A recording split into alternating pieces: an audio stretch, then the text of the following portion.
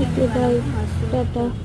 সবাই আমার চ্যানেলটা সাবস্ক্রাইব করুন আর আমার সাথে থাকবেন। একটা লাইক কমেন্ট শেয়ার অবশ্যই করবেন। ওকে বাই, এগুলো ছাড়াতে হয়, এরকম করে ছাড়িয়ে দিতে হয়। আমি এখানে ছাতুটা ধুয়ে রেডি করে নিয়েছি, ছাড়িয়েও নিয়েছি। এরপর আমি এটা গরম জলে সেদ্ধ হতে দেবো। আমি এখানে জল গরম চাপিয়েছি। এরপর এর ওপরে আমি ছাতুগুলো দিয়ে দেবো। একটু হলুদ দিয়ে দেবো আর একটু সর্ষের তেল দিয়ে দেবো।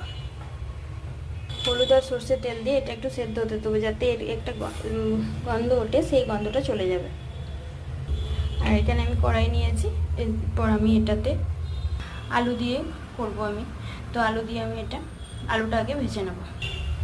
কড়াই তেল দিয়ে দিয়েছি। ছাতুটা সেদ্ধ করা হয়ে গেছে, আমি এটা ধুয়েও নিয়েছি। এরপর আমি এটা ভেজে নেব। এবার আলুর সাথে আমি এটা ভেজে নেব। আমি এখানে আদা পেঁয়াজ রসুনের একটা পেস্ট বানিয়ে নিয়েছি, একটা শুকনো লঙ্কা দিয়েছি এর সাথে।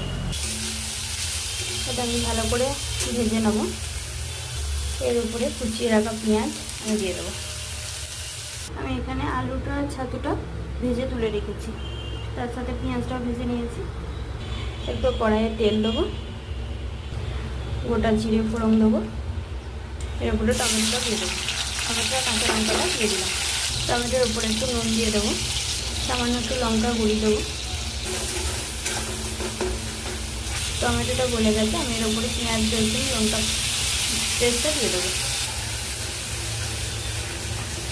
এর উপরে একটু হলুদ,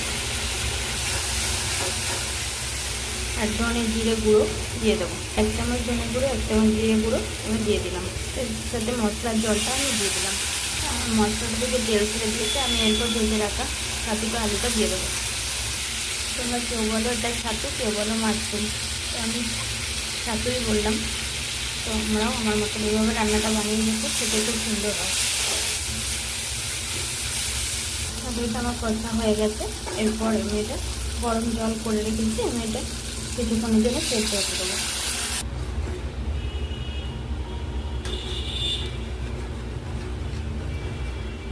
এটা কিছুক্ষণের জন্য ঢাকা দিয়ে আমি সেদ্ধ হতে দেবো। এতে সামান্য আমি একটু চিকেন কারি মশলা দেবো। দেখো আমার রান্নাটা রেডি হয়ে গেছে। তোমরা আমার এই মতন এইভাবে বানিও, কেমন লাগছে অতি অবশ্যই জানিও। রান্নাটা রেডি হয়ে গেছে, তোমরা আমার মতন এইভাবে বানিয়ে দেখো।